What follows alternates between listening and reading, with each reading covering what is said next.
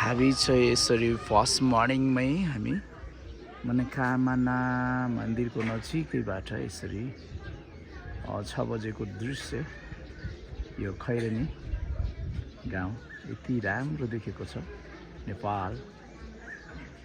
नेपालको यो सुन्दर दृश्य नजिकैको गाउँलाई यो बादलले यसरी ढाकेको छ। हेर्नुस् है,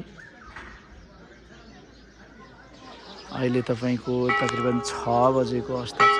6 बजेमा चाहिँ यस्तो दृश्य देखिरहेको छ। यहाँ नजिकै यति राम्रो भ्यू छ। गाउँ साथीहरू यहाँ घर र गाउँ छ है।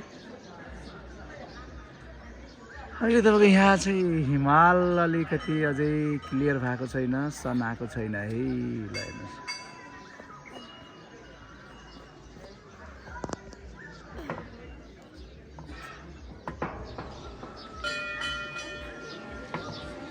भाइ यो कुन ठाउँ अरे?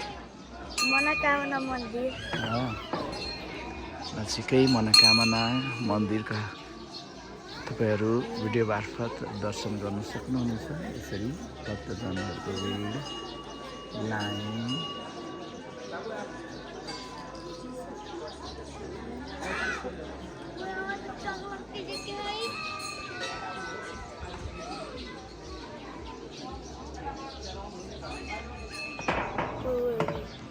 साथै मनोकामना आउनको लागि तपाईँको गाडीमा पनि आउन सक्नुहुन्छ। सानो गाडीहरूमा यसरी यहाँबाट यो बाटोबाट